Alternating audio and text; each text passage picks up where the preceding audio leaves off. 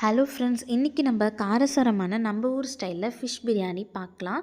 இதுக்கு நான் தனி மிளகாய்த்தூள், தனியாத்தூள், சீரகத்தூள், கரம் மசாலா தூள், இஞ்சி பூண்டு paste, 1 table spoon salt add பண்ணிவிட்டு நல்லா மேரினேட் பண்ணிக்கிட்டேன். கோகோனட் ஆயில் யூஸ் பண்ணி 50% இதை நான் குக் பண்ணி எடுத்துக்கிட்டேன். நல்லா பெரிய சைஸாக இருந்தால் நம்ம ஒரு 60-70%, இது சின்ன சைஸுன்றதால 50% குக் பண்ணி நான் எடுத்துக்கிட்டேன். இதுக்கப்புறம் நல்லா குக்கரில் தான் பண்ண போகிறேன். தம் பிரியாணியில் நல்லா ஒரு கிர்ணிப்பழம் ஜூஸ் குடிச்சிட்டு தெம்பாக நம்ம ஃபிஷ் பிரியாணி ஸ்டார்ட் பண்ணலாம். ஸோ நல்லா 50% குக் ஆகிடுச்சு.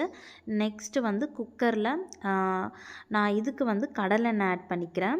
கடலெண்ணெய் போட்டுட்டு ஸ்பைசஸ் சோம்பு, கிராம்பு, ஏலக்காய், அன்னாசிப்பூ, இதுக்கு நான் பிரிஞ்சி இலையும் ஆட் பண்ணிக்கிறேன். ஏன்னா ஃபிஷ்ஷோட அந்த அந்த ஸ்மெல்லுக்கு இன்னும் நம்ம அரோமாஸ் நிறைய ஆட் பண்ணால் நல்லாயிருக்கும். எப்பவும் போல் ஆனியன், க்ரீன் சில்லி அண்டு புதினா, கொத்தமல்லி போட்டு நல்லா சாட்டே பண்ணிவிட்டு இஞ்சி பூண்டு பேஸ்ட்டு கொஞ்சம் அதிகமாகவே சேர்த்துக்கலாம். நான் ஒரு 2 டேபிள் ஸ்பூன் ஆட் பண்ணிவிட்டு தக்காளி ஆட் பண்ணி நல்லா சாட்டே பண்ணிவிட்டு மசாலா வெறும் தனி மிளகாத்தூள் 1 ஸ்பூன், பிரியாணி தூள் 1 ஸ்பூன், இது 2 மட்டும் தான் ஆட் பண்ணேன். இதுக்கப்புறம் நம்ம ஃப்ரை பண்ணி வச்சுருந்தோம்ல, அந்த ஃபிஷ்ஷில் ஒரு 2 ஃபிஷ் எடுத்து நல்லா அதை உடச்சி இதில் ஆட் பண்ணிக்கலாம்.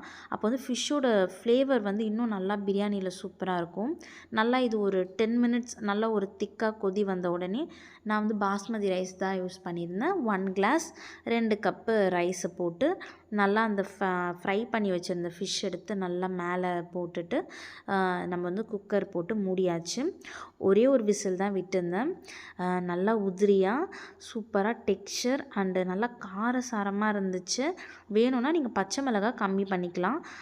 ரொம்ப சூப்பராக அத்தென்டிக்காக இருந்துச்சு. ஃபஸ்ட் டைம் ட்ரை பண்ணியிருந்தேன். ரொம்பவே சூப்பராக வந்துச்சு. தேங்க்யூ.